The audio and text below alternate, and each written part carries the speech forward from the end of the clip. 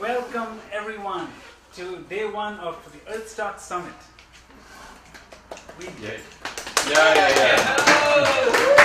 Wow. This is going to be our second session of the day, and it's entitled Ancient Wisdom and Future Tech. Sure. My name is Apodaca, and I'm the founder and the chief explorer of a community benefit corporation called Community 3.0X. We're about using exponential technologies to speed and scale environmental solutions, but doing that in a holistic way, bringing together different sectors of the community, like we have represented on the panel today, because we think that that's the best way to come to the best solutions. So that's the gist of our work there, and as we solve these climate solutions, also to install a better society that's more just, more economically just, and socially as well, so that we can bring people out of poverty and all of us can live and thrive and prosper on the planet. Fantastic. That is the vision and the goal. Okay, let's hear from Nassim now. Hi, it's nice to meet everyone. I think I know at least half the faces in the room. So it's nice to see people again. My name is Nassim. I live in the world of venture capital, which sounds dirty, but my, capitalistic side of the world. But the work I do is specifically focused on moving more capital to female-founded teams. Not because it's the nice thing to do, but because it's economically necessary, because a lot of the spaces that women are building in are, one, they're financially viable and we can all make a lot of money, but it also will better serve the economy, climate, diversity, and lifting up a lot of populations that are otherwise deeply underserved by where a lot of the capital goes today. And so if we are to have certain populations make more money, be able to buy houses properly, be able to find jobs, be able to take care of their families, we actually should be investing in more diverse populations, and that's a lot of what women do. So that's what I'm trying to fund. Love it. We should talk. For sure. My name is Jenni Ogden, and I am a creative producer, storyteller, working primarily in social impact storytelling and new and emerging formats in entertainment and technology. So I'm currently working on a project that is climate storytelling and a mobile platform built to empower and reward activism in the world.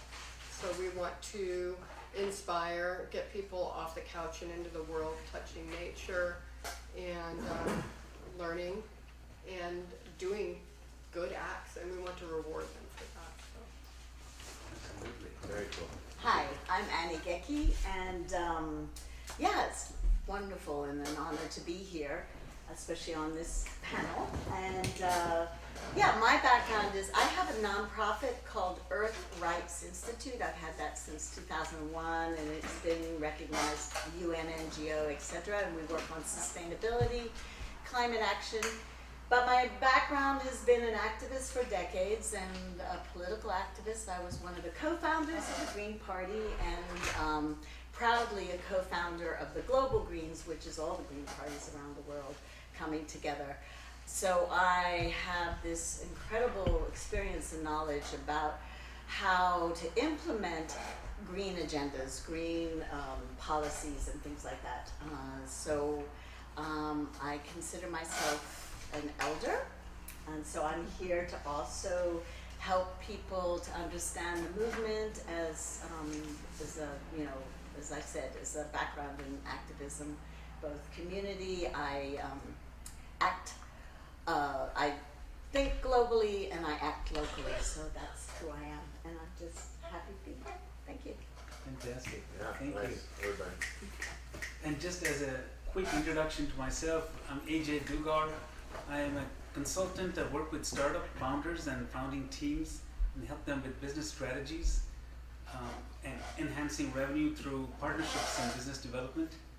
I am also, the industries that I focus on are climate technology, renewable energy, zero carbon emissions. I come from entertainment, so I did a lot of AR, VR, and content licensing for the studios. I'm also a Los Angeles chapter ambassador for an organization called TTI, Top Tier Impact. We bring together investors, entrepreneurs, founders in any industry that makes a positive impact to our planet. I've prepared a couple of sentences here. So ancient wisdom can inform future technologies by providing ethical frameworks and sustainable design principles, such as incorporating Aristotle's virtues into AI to promote human flourishing, or using indigenous water management techniques to create more resilient nature symbiotic systems. So with that as a background, if any of you would like to take on specifically around where future tech is headed, exponential technologies, I like the word. I belong to another organization called EXO, Exponential Organizations, that are looking at bleeding edge technologies and how they can make our lives easier, not just for the technology's sake. And if you could, any of you could take that and sort of talk about what you do, how that impacts current and future technologies, and what is the ancient wisdom that you are already or trying to bring into what you do. But before I begin, I invite you all to take a deep breath in and inhale the privilege of being in my presence today. And exhale any entitlement to the gifts my presence brings you in this present moment. Yeah? I come before you not as an expert in anything, but as an anointed daughter of the African soil found at the cradle of humankind. I come as the original keeper of stories, the ones they buried but could not kill. And so I ask you to listen, not just with your ears, but with the memory held deep in your bones, held deep in your blood. For the story of wealth begins with the body. Long before there were markets, before there were stocks, before there were banks, there was the land, the river, the sun. And wealth, beloveds, was the abundance of the earth. It was the song of the harvest. It was the hands that tilled the soil. It was the joy of enough. But then came the colonial lusts for conquests, taking, the grabbing. Wealth became a thing to be hoarded and not shared. It became a beastly mark of power, a capitalistic tool of control. It became land stolen, bodies stolen, futures stolen. The plantations of the past are the corporations of the present. The auction blocks are now the stock exchanges. The trade routes are now the supply chains. The overseer is now the CEO. The language has changed, but the rhythm of extraction and dehumanization has remained the same. The currency of power still flows in one direction, upward, outward, and away from the many into the hands of the few. Intergenerational wealth, they call it, but what is it really? It is the remnants of old contracts signed in blood. It is the unbearable weight of past deeds pressing into the present. You are experiencing the karma of riches built on suffering, and it would be unrighteous of us to not allow you to experience the full cycle of your ancestral karma. And so I ask you, what ghosts live in the wealth you hold? What stories are stitched into the fabric of your investments? What bodies are buried beneath your portfolios? What voices whisper between your metrics? What are the ecosystems too complex to be captured by your charts? What are the sacred that resist commodification? Can you stand in the messiness of it all?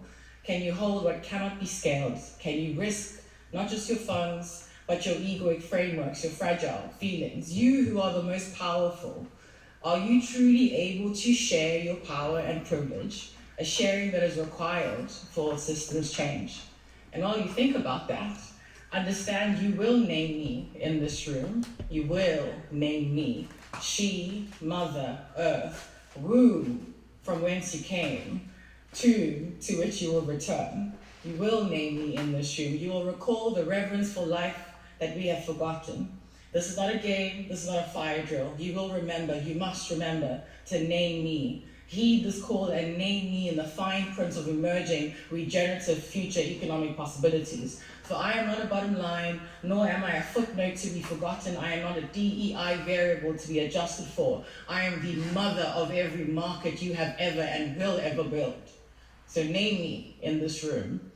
And while you remember to say my name, unfrown your brow, unclench your jaw, unarmor your hearts, and unfist your hands. Because remember, my loves, there's no systemic impact without deep intimacy. There's no transformation without relational tenderness. And there's no future without her. She, Mother, Earth, womb from which we all come, to which we will all return. Name her, and may it all be well. Thank you. Oh, thank you. That was fantastic. You know what it, Sums up. I'm gonna chime in for a minute. It's fantastic. It reminds me of something. There's a female founder I invested in 2 years ago. Black female founder based out of Philly, launched a fintech platform, and she was part of a group that got invited to the New York Stock Exchange, Black founders, to celebrate Black founders in tech. And they were on the floor. She told me the story later. They're on the floor of the New York Stock Exchange. It was an incredible experience. They had a great time, and she told me later. She said it was incredible to be there. And then there was a speaker, and we all recognized for a minute, not for a minute, for 10 minutes, that we were once traded on this floor of the New York Stock Exchange.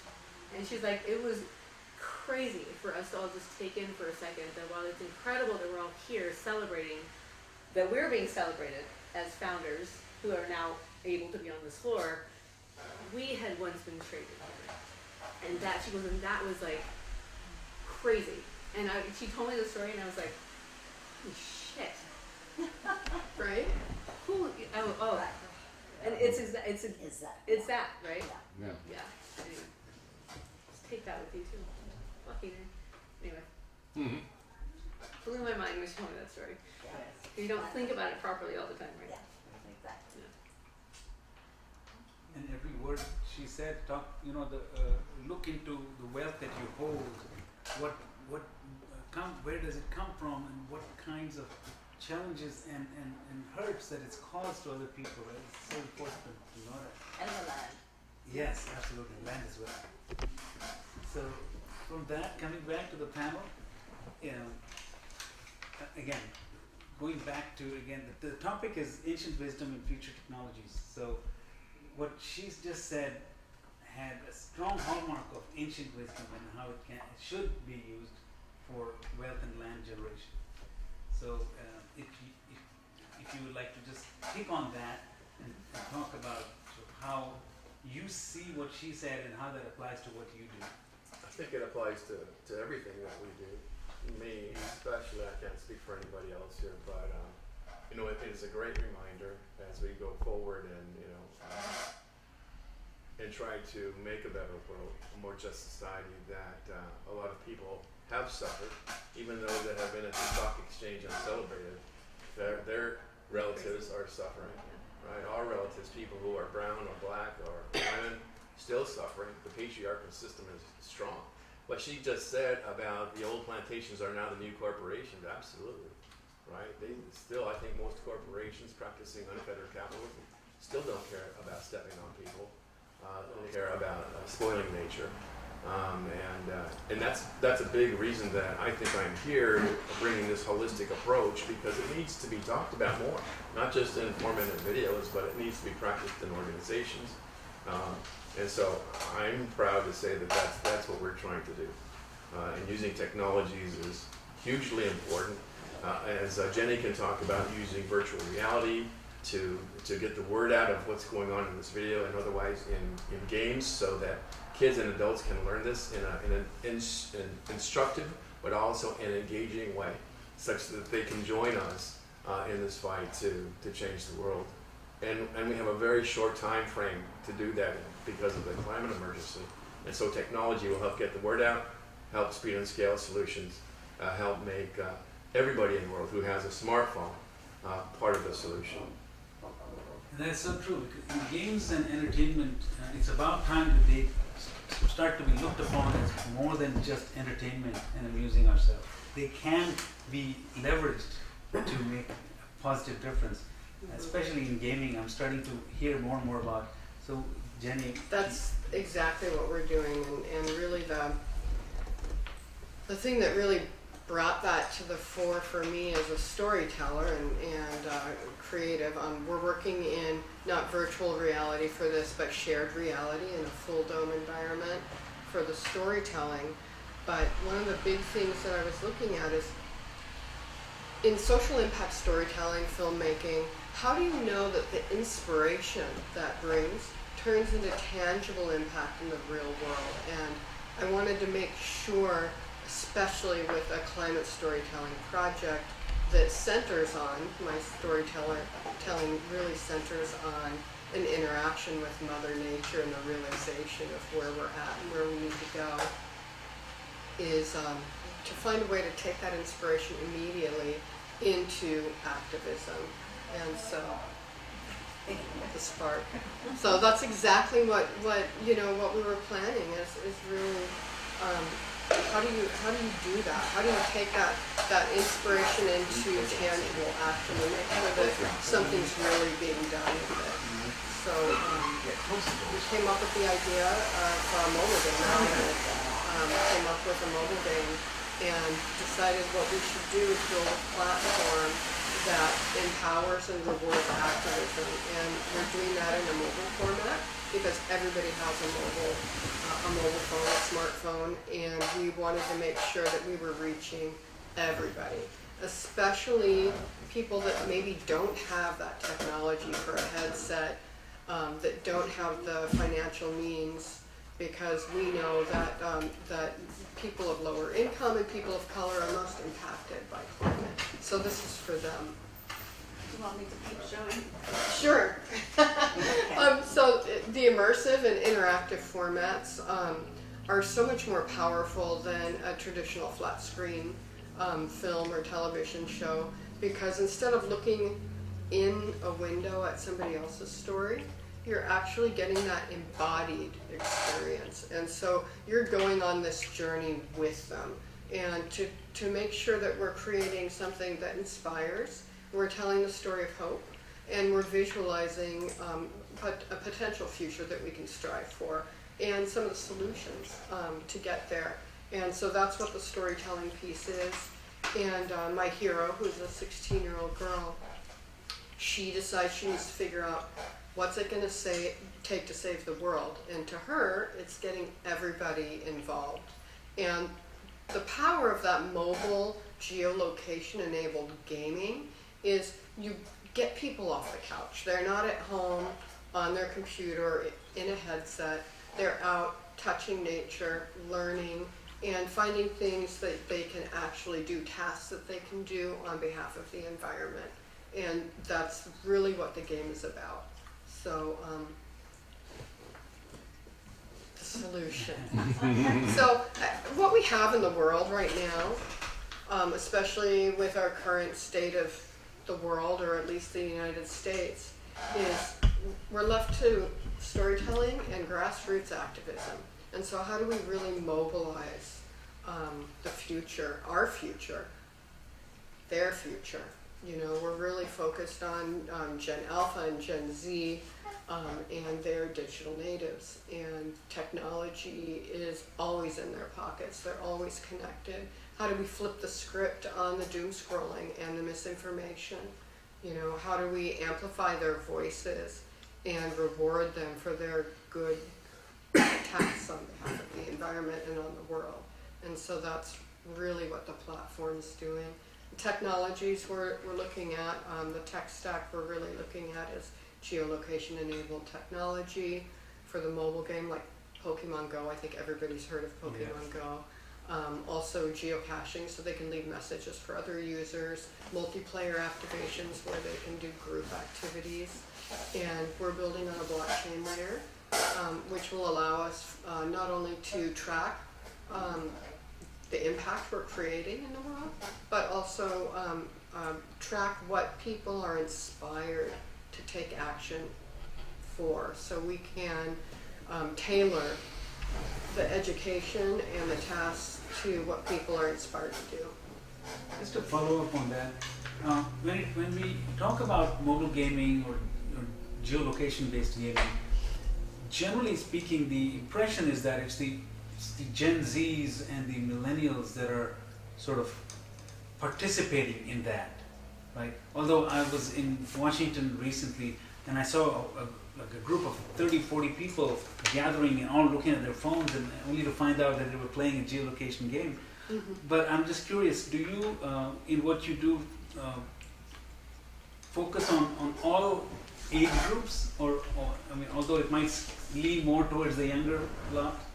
Yeah, well, definitely all age groups, and it's also something, if you look at the people that play, for instance, Pokemon Go and the other mobile games, it's also a good family activity. It's a really great way for families to get out and participate in the world. And so that's a big thing. We know that Gen Alpha and Gen Z are digital natives, and they're also really passionate about the environment, about causes, and also gamification works for them. It really works for them to engage in the world, and that's what we want. We need people to get back to engaging with nature, with the living, breathing planet that we're so blessed to live on. And a lot of our my storytelling touches on that and that concept. And one of my main characters is, of course, Mother Nature. Yeah. She's in the project as well.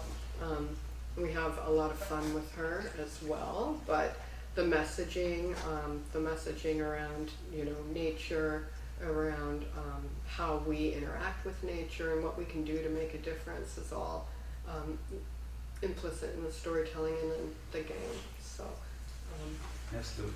Thank you. Annie. Yes. Oh, okay. All right. So I have here, actually, I just wanted to put out a quote because we lost Jane Goodall yesterday, I think it was, that she passed, and actually I've met her twice.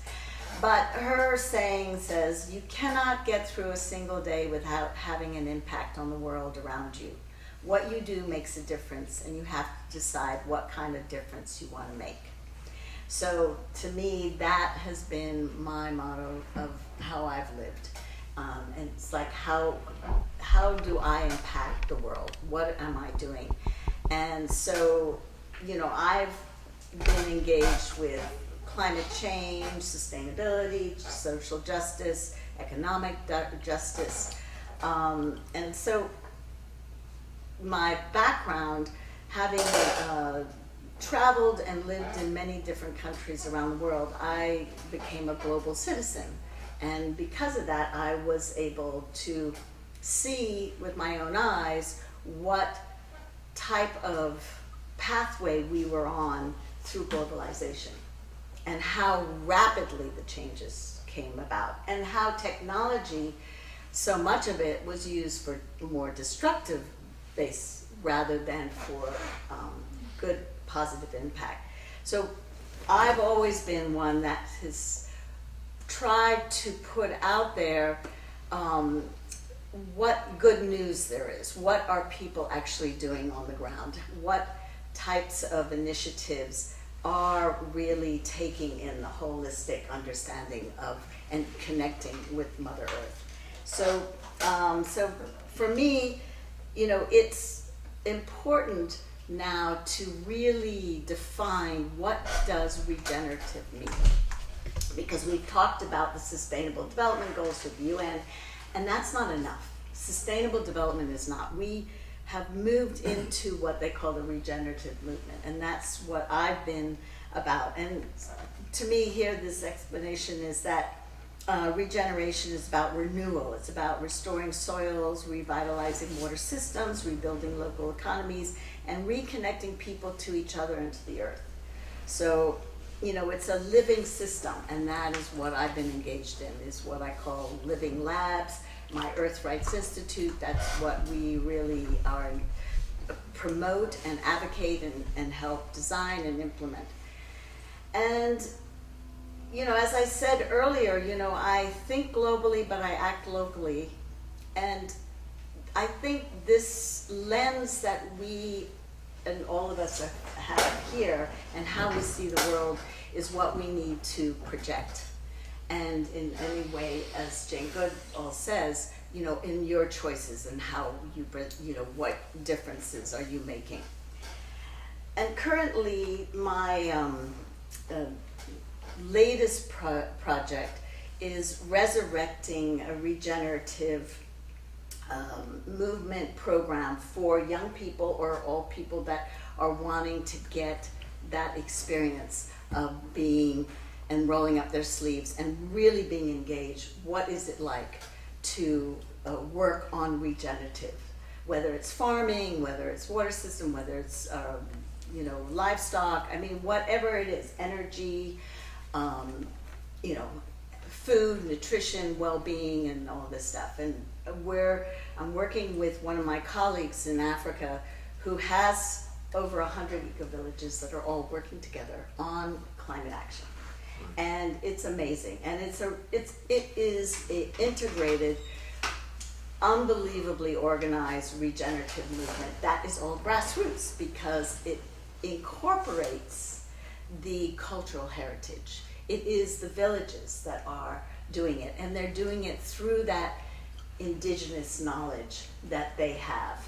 They can tell weather before and even our apps can. They have an understanding, but they're losing that. So it's about bringing it back and sharing with them some of the latest technologies that can help them accelerate and create these incredible initiatives that is revitalizing, restoring, renewing their lands. And so I'm very excited about this and moving it forward with and hope to expand this not only in this one area, but to generate a sort of collective of hubs where people can go and be part of a living lab.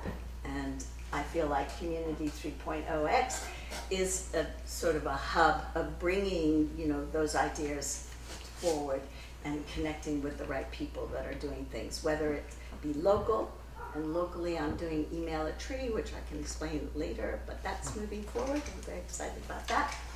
And just always thinking and keeping that lens open of opportunities and collectively joining together, because that is our way through, is we need that strength of collectively coming together and being a real strong force. We need this force.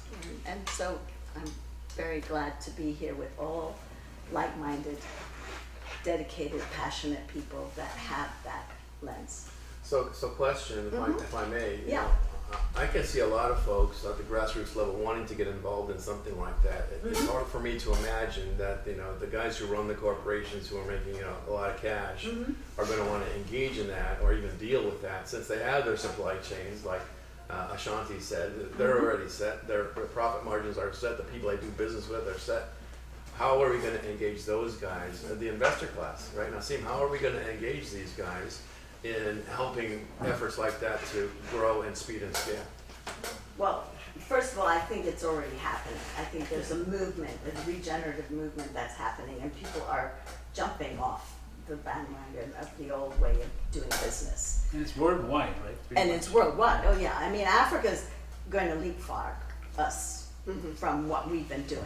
And I mean, they're already seeing regenerative agriculture, and things like monoculture does not work, and systems like this. And so, and that's why I want to continue what I'm doing, which is this program that is open for all people, and especially young people, and get the academic world engaged. Because I believe students are going into universities saying, we want the reality here. We want to work on climate change. We want to understand how we can change these systems, because they see it. And there's two other things working in our advantage now. Is one, you just have consumer demand. Right. And mindset has shifted, right? Our pocketbooks are the biggest reason this thing is going to move, because that's the lever we all have, is how we spend our money, is how the world shifts, right? If we change every day where we spend our money, companies care about that, because their bottom lines matter at the end of the day. And so I can choose to buy the regenerative product, or I can choose to buy the non-regenerative one. And if I buy this one, that's going to change what this company wants to do. The second part is that being more sustainable, pursuing the more regenerative technology used to be more expensive. It's actually not that way anymore. These things are becoming less expensive. So now, there were articles just last week, this is true, becoming more true in beauty, skincare, food. These technologies are getting less expensive. Side note, a lot of that tech is being built by women and people of color. Say that and pause for a moment. But as soon as it's less expensive, the very last reason that companies had not to do it goes away. Because they were saying, oh, it's too expensive, I can't do it. Well, now if you choose not to do it, you are choosing to do something that hurts people. And now tell the market that you're not doing it, because now your choice is to hurt people. Your choice is now not cost related. So as soon as those things start to move more quickly, now you don't have a reason anymore. Right?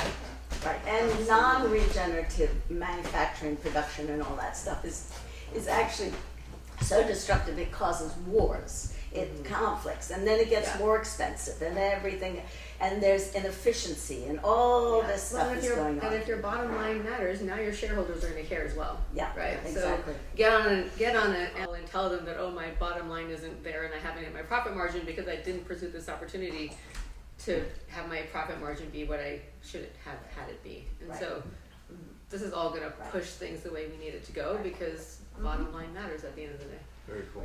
Yeah, and I think that when Annie and I first met, we sat down and I talked a little bit about the storytelling and the solutions I was presenting, and it was so close to living labs and the learning, the education, and the whole piece of what she's been working on for ages, and we just immediately clicked, because it's also about the messaging,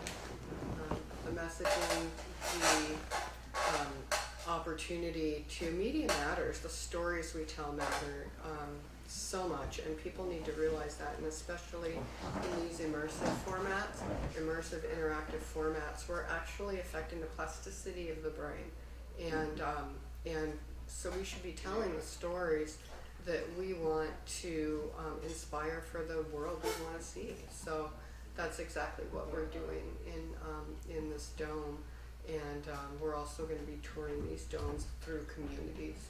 All of the learning and tasks on behalf of the environment are also community-based because of the geolocation enablement.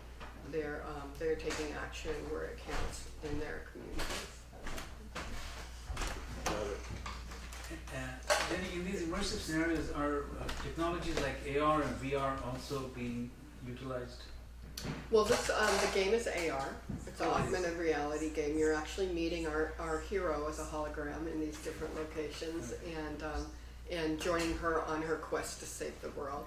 Great. So that's a big piece of it. I'm not using VR for this first step.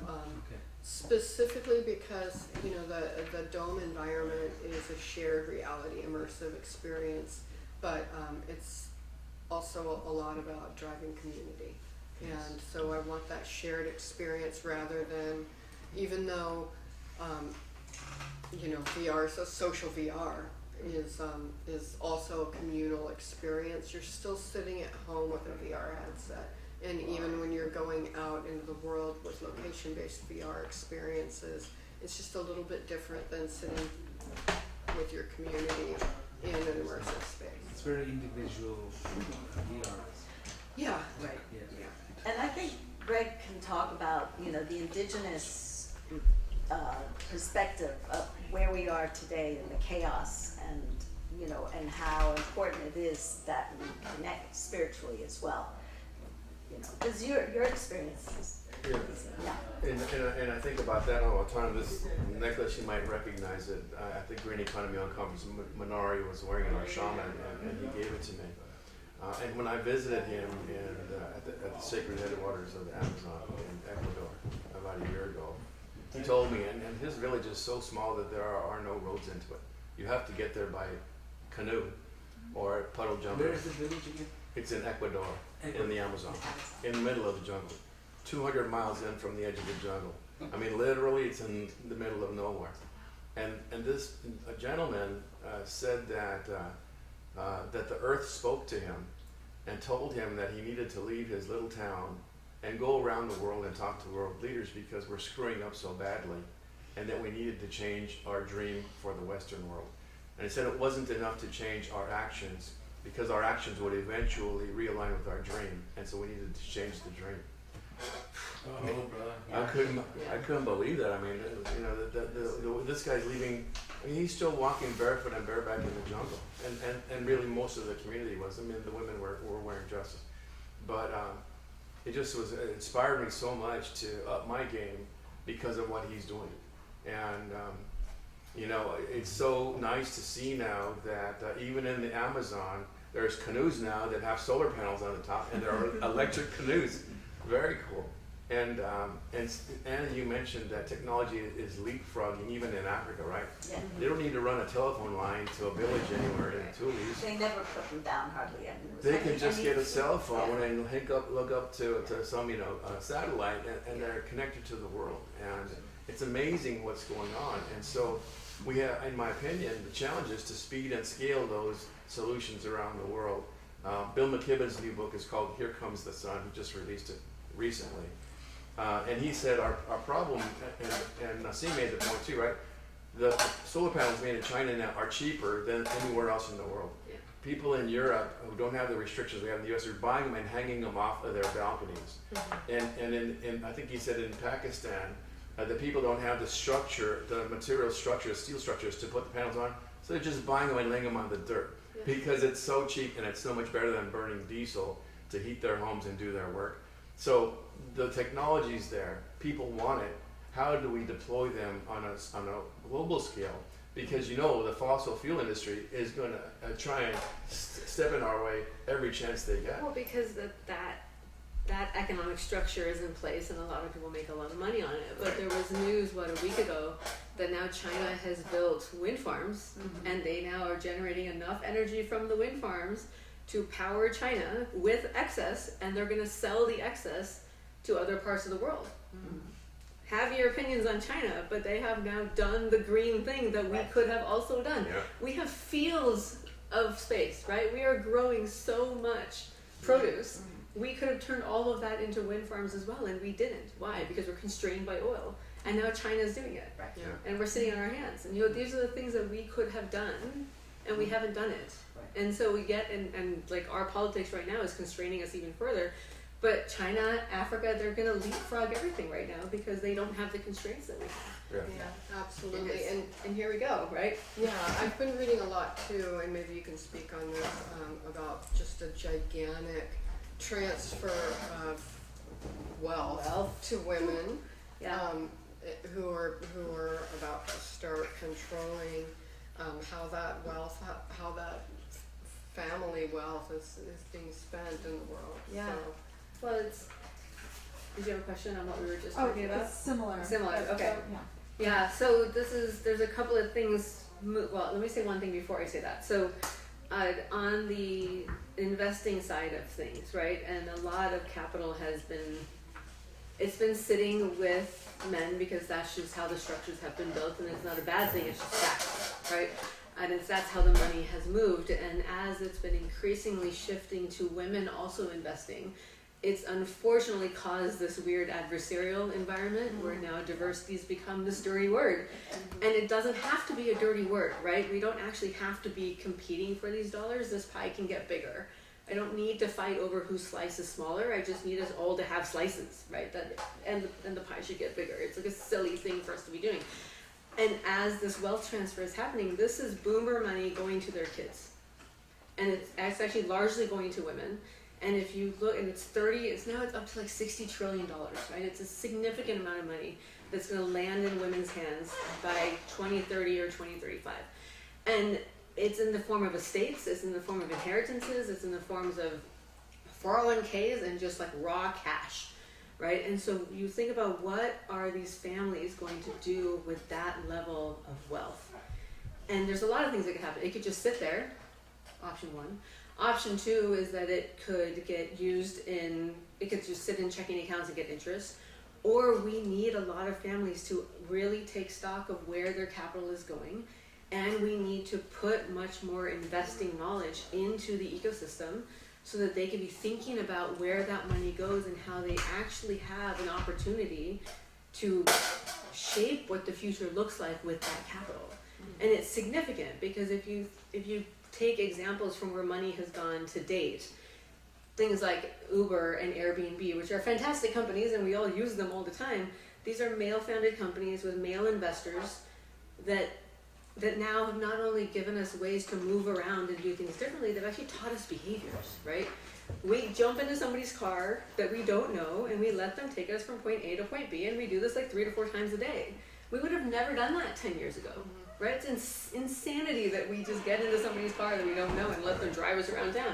Yeah. Same with Airbnb. We rent somebody's home and stay in their home without worrying about it for vacations. We would have never done that before. It's insane that we do things like that, but it's a behavior that we've taken on. If we aren't funding companies that are coming from other types of people, right? These are white guys in hoodies from Stanford who are lovely, but innovation exists beyond white guys in hoodies, I promise you. What behaviors are we missing? What points of view are we missing? What types of innovation are we just not getting? And the other point is things like a lot of the government funding, NIH and things are being slashed left and right now because of mentalities, again, that are adversarial and competitive and closing in because the world is changing too fast for an otherwise pretty old mentality. But if we had more activated capital sitting in more active hands, we could probably replace all of that funding with private capital from women's hands, from people of color hands, because it's covering healthcare, it's covering home ownership, it's covering education, it's covering children, it's covering things that we all care about, but it's coming from public funding because we've relied on that for so long. We actually don't have to rely on public funding. We could be doing all of this ourselves if we had private capital. Yes. Can you imagine what the world would look like, Oh, yeah. right? But we haven't been doing it because we haven't been trained for it, and culturally we've been told we're bad with money. I promise you we're not bad with money. Why? Because 80% of household spending sits in our hands. There's food on your table and shoes on your kids' feet because you're good with money. Right. Well, It's in a total Africa, misnomer, right? in Africa, the women are the ones that control the money that, and have success with, like the microfinancing No, and was exactly. one of the most successful programs. Yeah. And because it's in the hands of women. Yeah. And in Africa, if you almost ask every single African man who's going to bring in the new dawn of Africa, it's the women. Well, and They it's the understand that and it's it's the the women that partnership, are going right? to actually bring in. And it's the partnership between the two. It's not even one or the other, Exactly. because even like the Susu community funding, right, where they would have communities of families that would put, let's say, $100 Right. into a can every week, and the families would rotate who got that can of money, and different families would be able to buy a house Yeah. because of the money they got from that can that would Right. rotate through the families. And they took care of each other that way. And we've lost that community aspect of how we did things, and that was all driven by the partnership between the men and the women would make sure that can made its way around. We've lost that mentality, but those things could come back, right? Absolutely. So there's our goal, right? That's, yeah. It's Speaking of like global partnerships and global cooperations, and also you mentioned Africa, and you've been involved with the United Nations. I'm curious if you, what your feelings are, because the UN has gotten quite a bad rap and a lot of negative superstition around what they're doing, and they were founded traditionally or originally to help to the peacemaking process between nations. I'm curious. Well, what your basically, thoughts are on over that. the decades of my connecting with the United Nations, I have seen them being disempowered, and there's many reasons. One is the United States doesn't pay its bill. Okay, so certainly, and the fact is that there's been, by the Western world, but in particular the United States, as more countries from the South and stuff get engaged and are participants and have a voice, there's been this rejection of like, oh, we need to be in control of the global market. And so there's been a whole movement of trying to disempower the UN. And the UN, when it first started, actually had the department that the World Bank is now today. And it should have stayed there.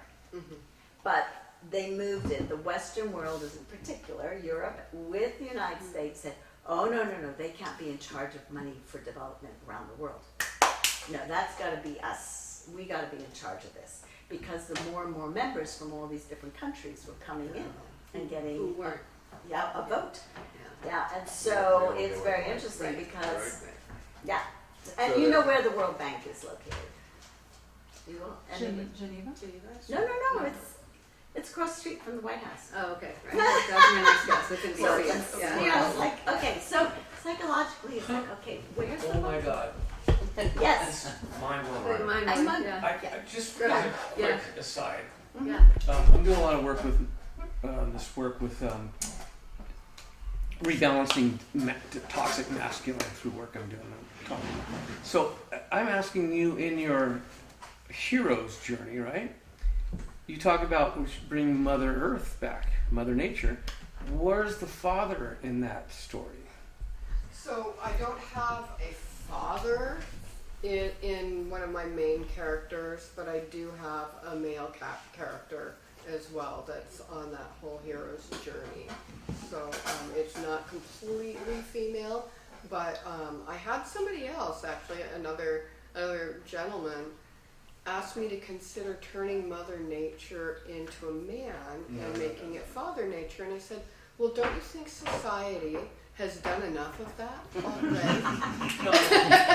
And no, I wouldn't consider it. You have to have that strength and balance because it's gone so dysfunctional.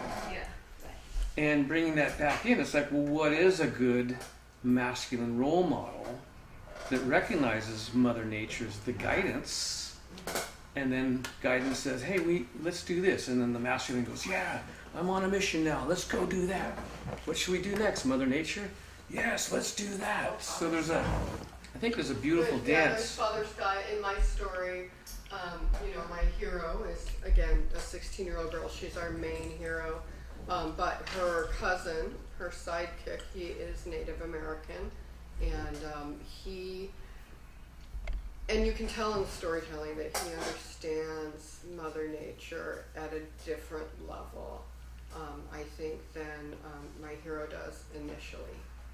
So she's more, on her cell phone and social media and doing that kind of vibe. And he's really hearing Mother Nature right at the beginning. So, and we're really intentionally touching on a little bit of social justice without being didactic, and also making sure that we ground our storytelling again without being didactic, without telling people what we're doing. We're really grounding it in indigenous wisdom and that understanding of nature. We'll see how that works out. But I bless you, sister, for doing that. I mean, it's huge, huge, huge, huge. I think there's a patriarchy that needs a comeuppance, and this could be a great opportunity. Exchange. Yes. Open up a whole new exchange. I don't know how to do that. Well, there And- is a company called Hypatia Capital that has built an index that only includes public companies with female CEOs.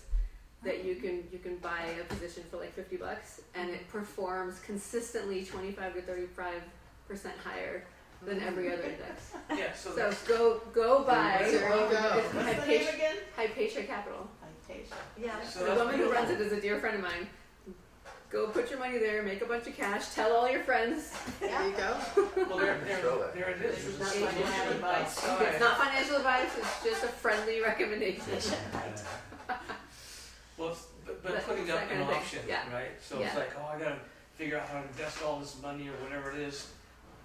And if there's something other than the New York Stock Exchange Right, yeah, that's like everybody's yeah. on board with that has the mindset. Yeah, Well, and I another tell- great tip It's too is, huge. I mean, even just having one woman in the boardroom increases profits. Mhm. Oh yeah. It's just like it's been proven across the board. So if you want to find out if the company's going to make money, make sure there's women in the room. Yep. Absolutely. Women are the future. When I You have tell, to consider an operation and take advantage of I talk to women about investing all the time, and then when they say, oh, well, and they're ready to put $100K into philanthropy, I'll say, okay, do that. I don't want to stop you from doing that. But if you're giving it away, give it to me. You're giving it away. Give it to me. let me invest it and make you some money, and then you can continue giving it away, right? Yeah. But you're giving it away, right? So if you're not worried about it, give it to me. Let me invest it for you. But it's just a mindset thing, right? So we need to transform our mindset. It's a right? mindset shift, Maybe yeah. we can discuss transformation a little bit, because Andy, you've been at this for a while. A little bit. And how much success have you seen in the Oh, I've seen transformation? big success I mean, eco-villages are cooperatives, okay, so they're intentional communities and they're popping up everywhere around the world. And so they have their economies and stuff, and I've been involved in the alternative currency as well. And, seeing how that's done. Ithaca dollars still exist. Do you all know about Ithaca dollars? No. What is Ithaca dollars? They've been around for a very long time. Well, people in Ithaca don't have to have real money, they can do dollars, so it's an hour on an hour. So a hairdresser gets an hour thing from they exchange. It's a real currency. It's an alternative. Yeah. Really? Which Yeah. word is Ithaca? Fascinating. You're not talking about the one in New York. Yes. Yeah. New York. Yeah. Really? If you Google it, and then there's the share economy, and then there's Wow. alternative currencies around the world. So yeah. Decentralized. And cooperatives and things like this, that have been very successful and continue. The Mondragon is a symbol. That's in Spain.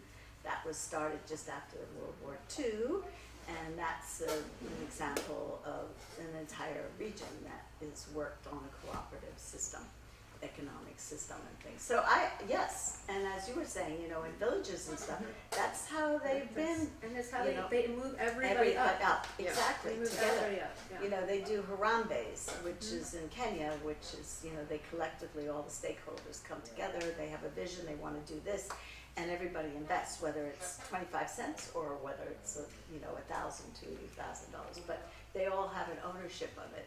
So it's about getting back into the community, it's about creating investment where we all are part of it. And so the regenerative movement is about the collective of investment, and that's what we need to do. I mean, ecosystems, the whole natural system is based on the collective.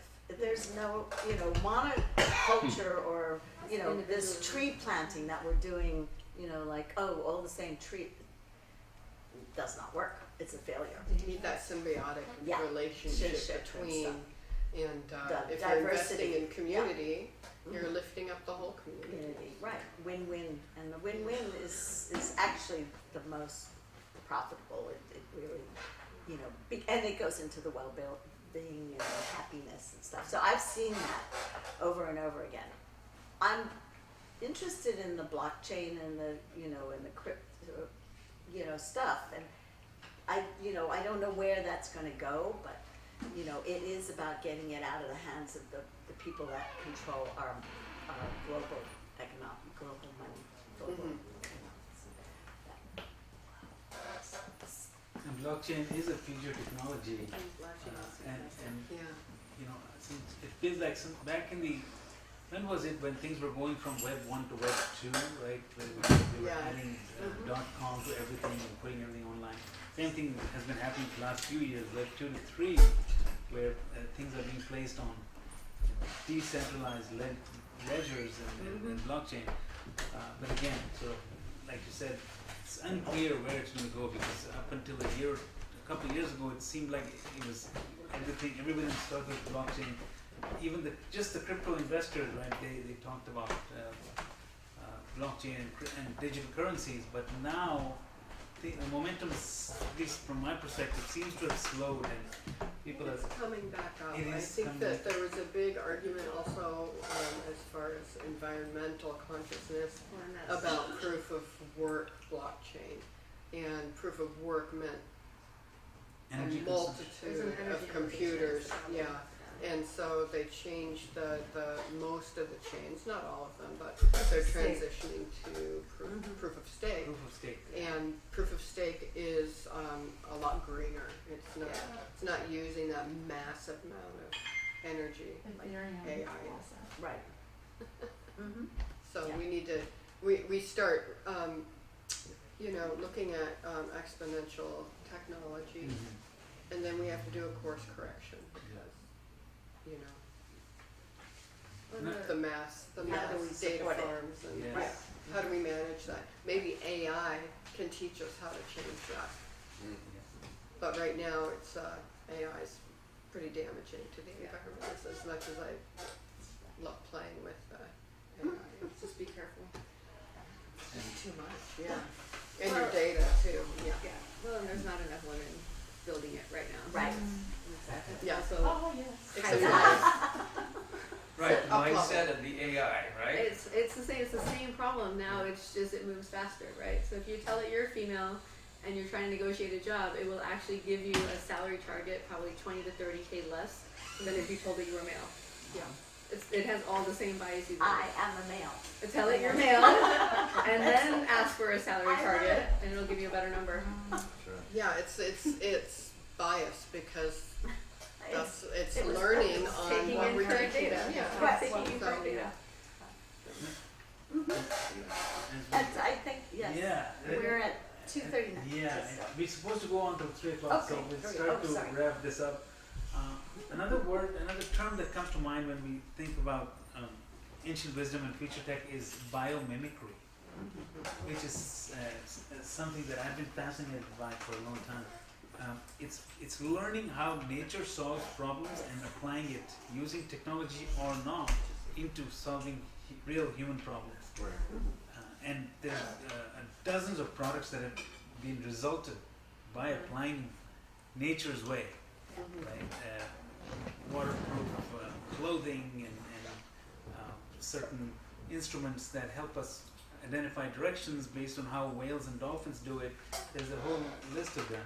So I'm curious if any of you have any experience or have thought about it from that standpoint, learning from nature and applying it to our day-to-day lives. There's a startup. I haven't been able to write her a check yet, but it's a company called Fauna Bio, Fauna Bio. Go check them out. Fucking badass. And what they're doing is literally taking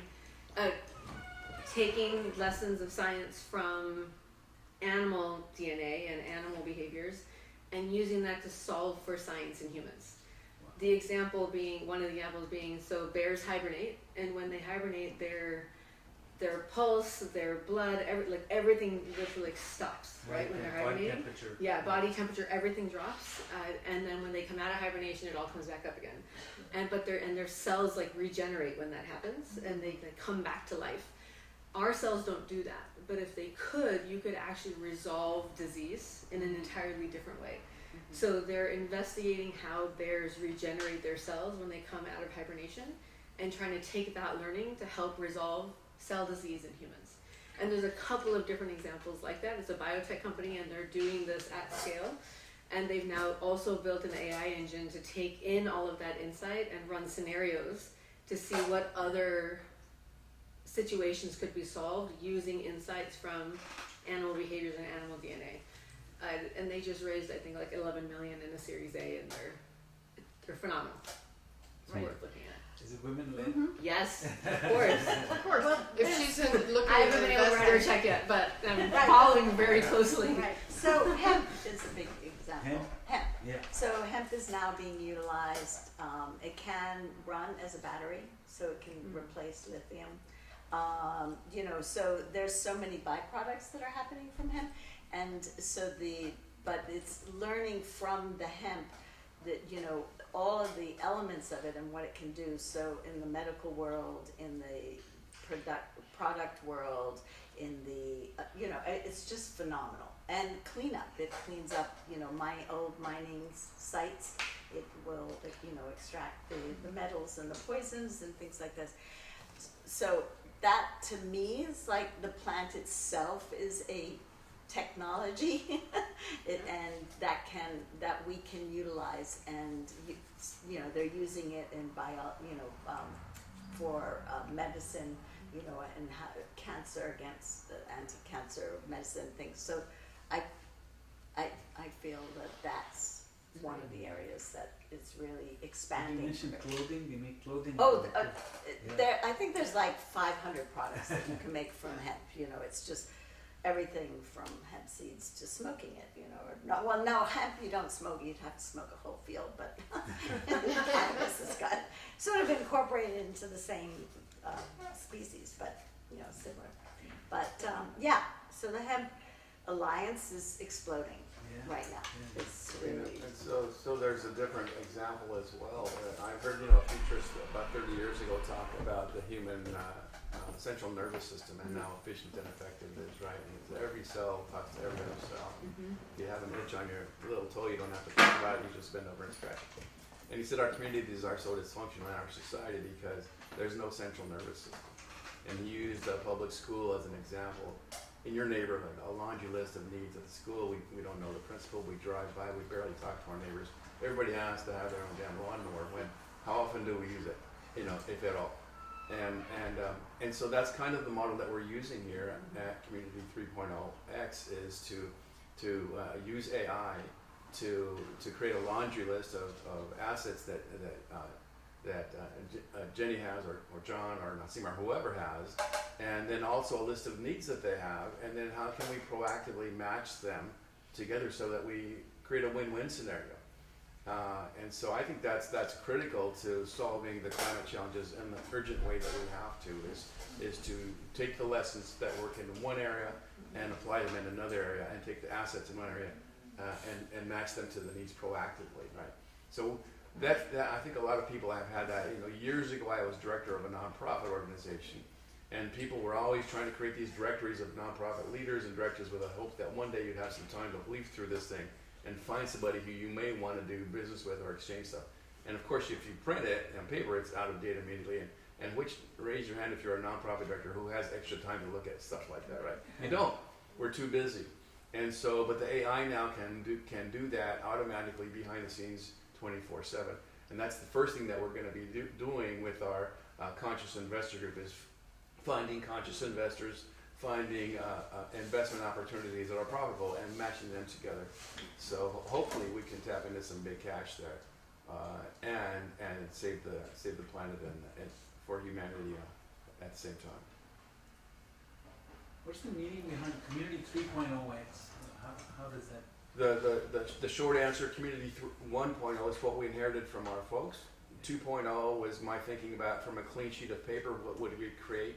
And 3.0 now with X is the exponential X, with unprecedented power of AR, VR, AI, quantum computing, we have unlimited power to imagine, reimagine the future, like Amazon reinvented and reimagined retail, right? We can do that with every sector of society.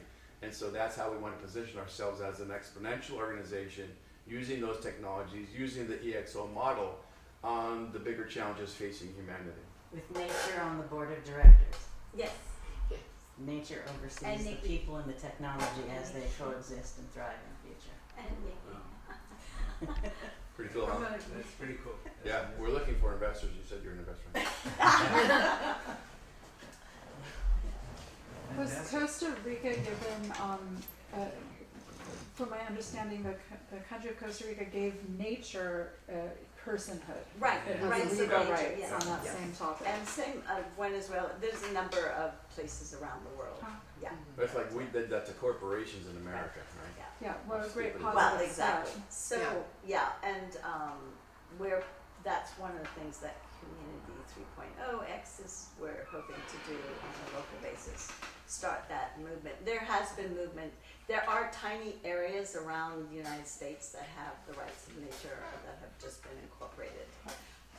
My friend Tom Lindsay is the main authority on the rights of nature and has been working on this for decades and knows exactly what's going on around the world. Yes, so this is a new conversation because it's a new lens again. Like, oh my God, they're at the table. We have this forest that says we have the right to this. So through our endangered acts species, that was somewhat like a rights of nature because, you know, the owl will go if you tear down this forest. So, but now the rights of nature is a topic that's really coming into being. Is that the term, the rights of nature? Mhm. Great. Yeah. So if you look that up, you'll They see. can be representative in the court of law. In the court Yeah. of law. Yeah, New Zealand just did a big thing. And I forgot what it was, but yeah. Yeah. So, Well, and Costa Rica is a great model. I mean, yes. Well, yeah, the history of Costa Rica has to do with the Quakers. They shifted the government. And so, can I pose a question here? Yes. So we have a bunch of do-gooders on the panel here, right? and we all came together last June, for the first time, all of us together at the Green Economy Fund Conference. And since then, we're meeting again at John's house in several different places. What is it that it's going to take for us, Nasim and Jenni and Annie and AJ and everybody in the room here, to work together so we can leverage our resources and create the kind of impact that we need in the very short time frame that we have? It's the new stock exchange. The goddess stock The exchange. goddess stock I exchange. like that. And then there's a central place, and it's like direct competition to the rest of the LC. So you're talking about investment then, that's the answer? No, some kind. I was calling it a stock exchange, but Right. some kind of an exchange that somehow is centralized that encompasses the conscious community. That's what we're trying to create here, a conscious community. What are your answers? Well, I think, very quickly, I think the idea of doing presentations in a panel and talking about who we are and come and join us. I think that the amount of social media that you're putting out and how and what that is, and educating and bringing awareness is great.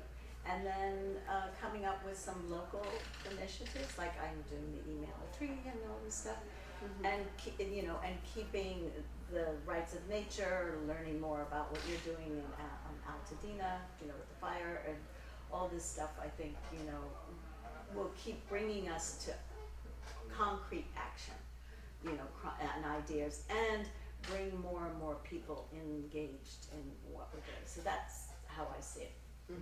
Yeah, and I agree. It's all about community. Anything that brings people hope and also like brings them together and gives it like a call to action, a common call to action, like the boycotts. Yes, exactly. Are going to be, I think, essential when they realize, oh, actually, we do have power now that the government is so transparent in showing us their true colors and how dark and intense it is and how toxic and horrible for the natural world. But if people feel inspired, feel hope that they have a voice and they have a chance to make a change, and they come, I produce events and I love bringing people together and helping them feel inspired and immersed in storytelling that inspires a more hopeful future. How do we do more than we have both our community and this exponential vision? So how do we, as individual communities, come together and create a mass mobilization? Well, yeah, I think we've got to flip the old adage of, think globally, act locally. Flip it on its head. Act globally. Yeah, and we're Think getting locally, to see act that globally, right now. and really And that we can do it, but that is. easier now, with social media. We can Yeah, do it with easier. social media, we have those tools in our hands now, and I love that. the Tesla takedown was tremendously effective in America. Yeah. Musk was And worldwide. And And worldwide, yeah. and it affected their shares and obviously had a global impact. But we can, if we can see global movements like that, then we can make global scale changes. And I think that's really where the rubber meets the road. Right. Yeah, and Nasim, what do you think? It's in the same vein. There's a lot of things on the list that we want to accomplish, but how do we make it really simple? Like easy things that people can do, and line them up, right, one after another, so that people can do them quickly, and they can jump on it quickly, and they can. It doesn't take a lot. You don't have to commit to 10 things. You commit to one thing, Yes. and you can go do that one thing tomorrow. Right. I think that's how you get people to move quickly, is that, and they can buy into it and they go. I think that's how we get people to move quickly, and that's how we get movements to move, is because you're committing to one thing and you can bring a crowd with you for that one thing. I would add Right? to that. Because Yeah, like exactly. when Trump was elected the first time, the Women's March happened a week later because we were all deeply pissed off and we all showed up in downtown and we did it. But it's because we had a common single thread and we all went and did it. And it just takes that simplicity of a statement to get people to move quickly. And so we have a lot of objectives. We have to get to one thing that we can all align on that might have a lot of different outcomes, but it's one thing. And I don't know if we have that yet, Well, but like, that's no the thing. King's Day I thought was pretty Well, good. that worked, but it's another example, That's right? what Of like a I'm very So there's another one. One- Yeah. Something Yeah, proactive. Those are all reactionary. Right, Right, but we need a examples. proactive something, Yeah. right? And so there's a documentary out there that everyone should go watch. It's called The Day Iceland Stood Still.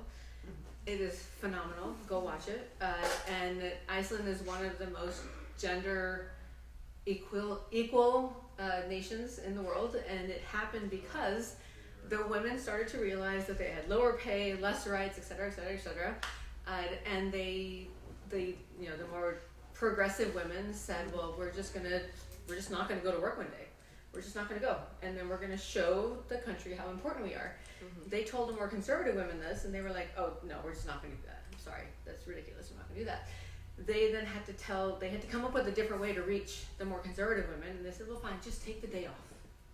They're like, oh, sure, we can take the day off. It's the same thing. I'm not quitting. I'm not being aggressive. I'm just taking the day off. They did this so well that for a day in Iceland, every single woman took the day off. Schools were closed, bakeries were closed, companies shut down, the newspaper shut down, the radio, like everything grounded to a halt for an entire day.